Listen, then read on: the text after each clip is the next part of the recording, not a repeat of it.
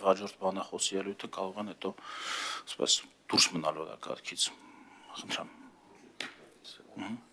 Պարոն Հովհաննիսյան, այնուամենայնիվ կուզենայի իմանալ ըստ ձեզ, ըստ կառավարության, որոնք են, այսպես ասենք, կոնկրետ այն KPI-ները, որով դուք կարող եք գնահատել Հայաստան-Եվրամիություն համագործակցությունը, արդյունավետ, ոչ արդյունավետ, լավ կամ վատ եւ այլն։ Որտեղ ինչ որ հիմա քիչ թե շատ լսեցինք, դա ընդհանուր միջոցառումների կատարված թվարկում էր, որոնց արդյունավետությունը եւ մեր համագործակցության որակի վրա ազդեցությունը այնուամենայնիվ պետք է ինչ-որ ձևով հնարավոր լինի գնահատել։ Ես կուզենայի լսել, այս հարցը նաեւ ուղղում եմ միանգամից էկոնոմիկայի նախարարության ներկայացուցիչին, սա առաջինը, իդեպ, պարոն Եղոյան, ես մի բան եմ ուզում ճշտել, մենք մեր հանձնաժողովում ավանդույթ է ձևավորվել, որ նախարարներից ոչ մեկ չի գալիս մասնակցելու։ Չէ, նման ավանդույթ չկա։ Ամենայն դեպս օրակարգով այսօր էլ նախատեսված է։ Ճիշտ է։ Չէ, բայց նման այսօրվա մասին ես կասեմ առանձին, նման նիստերին ոչ մի առաջի դեպք չի մասնակցել։ Պարոն Գևորգյան, նման ավանդույթ չկա, որովհետև եթե հիշում եք, էկոնոմիկայի նախարարը եւ նախկին ներկան դեռ առիթ չի ունեցել, բայց նախկին նախարարը էկոնոմիկայի այս զեկույցի ժամանակ միշտ եղել է, այսօր էլ այո պիտի պարոն Պապոյանը լիներ, ուղղակի ինքը ինձ խնդրեց իր մեկ այլ հանդիպումով պայմանավորված, որ իրեն այսօր փոխարինի իր տեղակալը եւ ես ընդառաջեցի իր այդ խնդրանքին, քանի որ նիստը հենց այսօր էր եւ քանի որ սա մենք այս հարցով նիստը չէինք կարող այլևս հետաձգել, ես ընդառաջեցի, բայց նման ավանդույթ չկա, մեր հանձնաժողովի նիստերին փոխվարչապետ էլ է եղել, այնպես որ որևէ նման ավանդույթ ես չեմ դիտարկել, ճիշտն ասած, խնդրեմ։ Ամեն դեպքում ես գումարման ազգային ժողովի նիստերին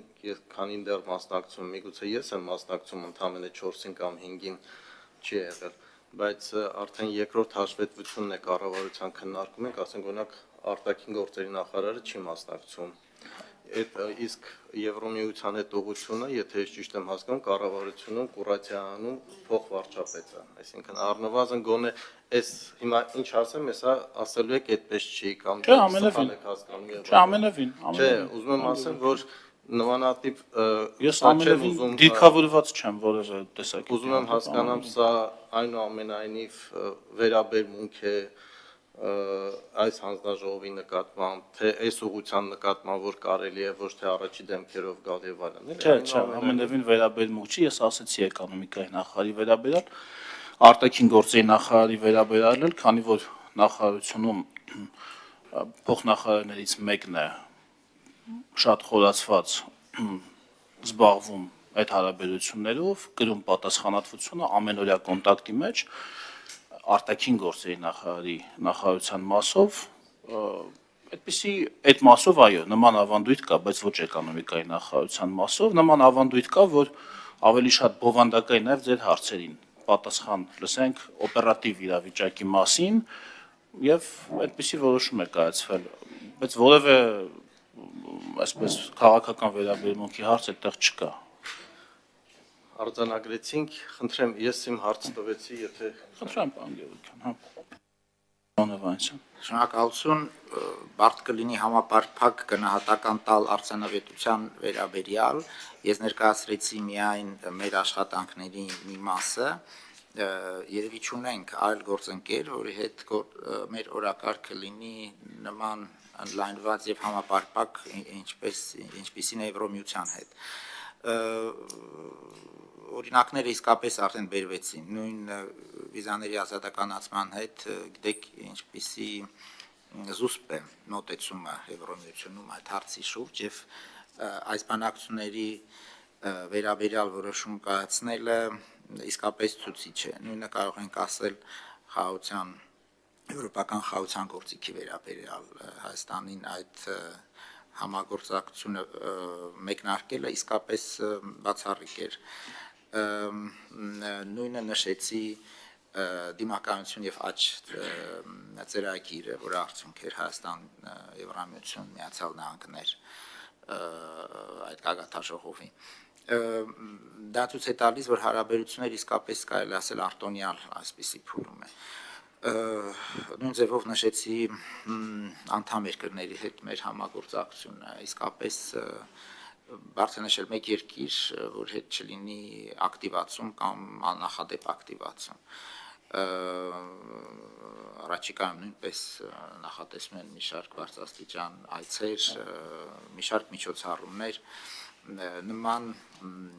ակտիվ օրակարգ իսկապես բարդ էր պատկերացնել։ Հաշվի առնելով նաև բավականին խնդրահարույց մարտահրավերներով լի օրակարգ Եվրամիության համար եւ անդամ երկրների։ Իհարկե պետք է շարունակենք առավել ընդգրկենք եւ զարգացնել մեր տնտեսական հարաբերությունները, բայց արդեն ինչպես բերեցի մեկ օրինակ այս ձկների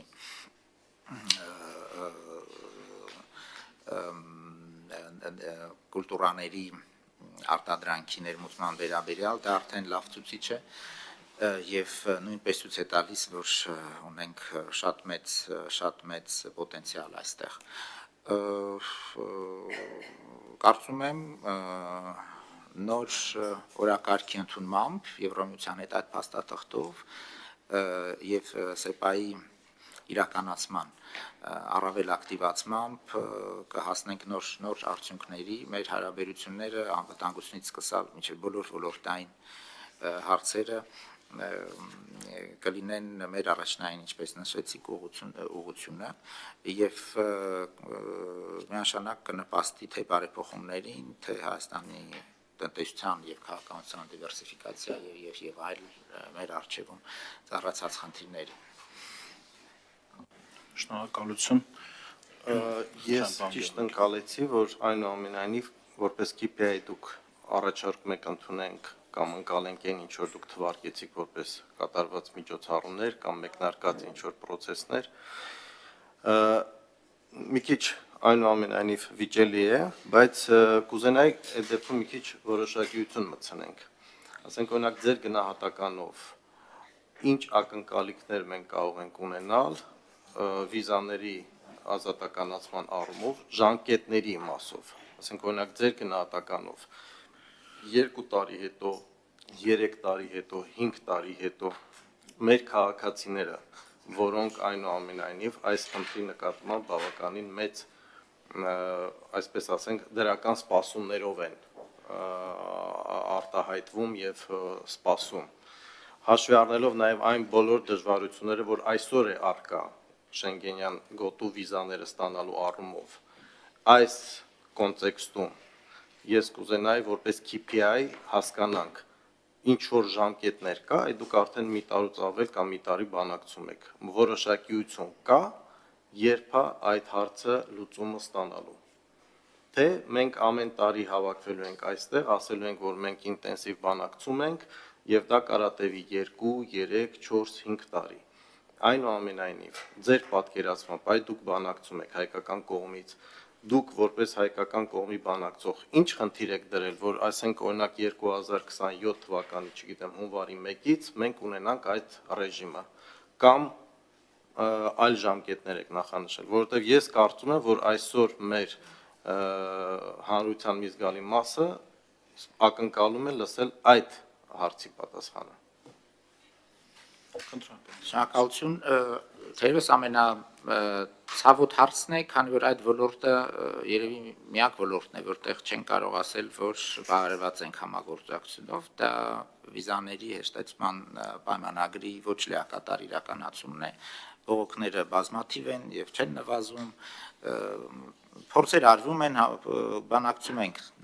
տարբեր երկրների հետ, հարցը մասամբ կարծում ենք կարող է բարելավել նոր հիպատոսություններ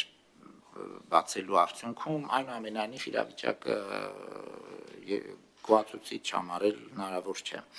Բանակցությունները չեն սկսել 1 տարի, դա որոշումներ, ինչը ընդունվել էր հուլիսին, բանակցությունները մեկնարկեցին դեկտեմբերին, տեղի ունեցավ Եվրամիության համապատասխան դիրեկտորատի այդ պատվիրակության հետ ինտենսիվ իսկապես բանակցություններ, հաջորդ փուլը ապրիլի 7-ից 11-ն է, այսինքն դեռ որ երկրորդ առաքելությունն է գալիս,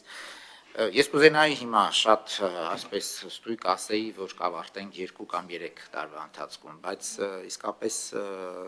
դա ոչ հնարավոր է, ոչ էլ տեղին։ Եվրամիության գործընկերները միշտ խուսափում են այդ deadline-ներ, այդ կոնկրետ թվեր նշելու, բայց այստեղ կարող ենք դիտարկել այլ երկրների փորձը եւ նման գործընթացները տևում են 3-ից 5-6 տարի։ Ինչպես նշեցի, մենք բավականին լավ ենք պատրաստվել այդ բանակցություններին, մեր բոլոր գործընկերները տարբեր գերատեսչություններում կարծում եմ լավ պատրաստ էին, մենք արդեն փորձում ենք մի շարք քայլեր անենք մինչև բանակցությունների մեկնարկը եւ այդ անգամ եվրոպական գործընկերները նշել են, որ պատրաստության առումով հաճելորեն զարմացած են։ Ցավում եմ, բայց չեմ կարող նշել, շատ ուրախ կլինեի դա անել կոնկրետ տարի, եւ որ մենք կավարտենք այդ բանակցությունները, բայց իմ կարծիքով այդ գործընթացը առավել արագ կանցնի, քան մի շարք այլ երկրների դեպքում։ Եվ իսկապես այս հարցը շարունակում ենք մեր օրակարգում, ես անձամբ հանդիպում չկա եւ ոչ անդրադառնամ այս խնդրին, որ անգամ մինչև ավարտը բանակցությունների որոշակի բարելավում լինի իրավիճակի։ Շնորհակալություն։ Այլ հարցեր կան։ Խնդրեմ, պարոն։ Դուք նշեցիք ապրիլի 5-ի հանդիպումը։ Կուզենայի իմանալ այդ հանդիպման գործնական շարունակությունը ինչպես է արտահայտվել, հատկապես հաշվի առնելով ամերիկյան վարչակազմի փոփոխությունները, եւ արդյոք այդ ձևաչափը կենսունակ է եւ շարունակություն է ունենալու։ Եվ հենց այդ կոնտեքստում նաև կուզենայի դուք էլ նշեցիք 270 միլիոն եվրոյի մասին, 270 միլիոն եվրոն ապրիլի 5-ին մեկ անգամ եւս հնչեցվեց այդ թիվը, եթե ես ճիշտ եմ հասկանում, այդ թիվը այնուամենայնիվ մինչև այդ արդեն նախատեսված եղել էր տարիների ընթացքում Եվրամիության հետ համագործակցության։ Այսինքն այնուամենայնիվ ինչ նոր ծավալի օժանդակություն, ծրագրեր կամ ինչ որ այսպես ասենք ներգրավվածություն ենք մենք ունեցել կամ ունենալու առաջիկա տարիներին։ Շնորհակալություն, այդ հանդիպմանը չկար որոշում, թե պետք է եւ երբ տեղի կունենա երկրորդ նման հանդիպումը, հանդիպման նպատակն էր ավելի կոորդինացված, ավելի համակարգված համագործակցել Հայաստանի հետ եւ ավելացնել աջակցության ծավալը։ Այդ թիվը այո ներառում էր թե կայացված արդեն որոշումները աջակցության վերաբերյալ, բայց նաեւ ներառում էր լրացուցիչ աջակցություն, կար նաեւ լրացուցիչ աջակցություն հումանիտար ասպարեզում, երկու կողմերը հատկացումներ արեցին։ Շոշափել է արդյունքը Եվրամիության դեպքում դիմակայության եւ աճ ծրագիրներ, ԱՄՆ-ի դեպքում USAID-ի կողմից օգնության աճներ, որը եռապատիկ կարծես ավելացավ, այժմ գիտեք, որ կան խնդիրներ USAID-ի հետ կապված, այս հարցը մնում է անորոշ, որ ծրագրերը կշարունակվեն եւ որ ծրագրերը չեն շարունակվի։ Այստեղ նաև կարևոր էր իհարկե որպես արդյունք քաղաքական աջակցությունը Հայաստանին, թե բարեփոխումների անցկացման, ժողովրդավարության ամրապնդման, թե խաղաղության հաստատման առումով։ Այժմ նոր վարչակազմի կողմից ունենք ազդակներ, կշարունակվի թե ոչ համագործակցությունը այս ֆորմատով, համենայնդեպս անցած տարի էլ նման քննարկում տեղի չէր ունեցել։ Այսինքն հիմնականում այն ծրագրերը, որոնք ներդրվել են երկու կողմից, նրանք շարունակվում են բացառությամբ USAID-ի պահով։ Եվ հետագա ընթացներում կտեսնենք արդյոք նման կարիք եւ հնարավորություն կլինի այս ֆորմատով լրացուցիչ հանդիպումներ տարբեր մակարդակներով կազմակերպելու։ Շնորհակալություն, Տիկին Գալստյան, խնդրեմ։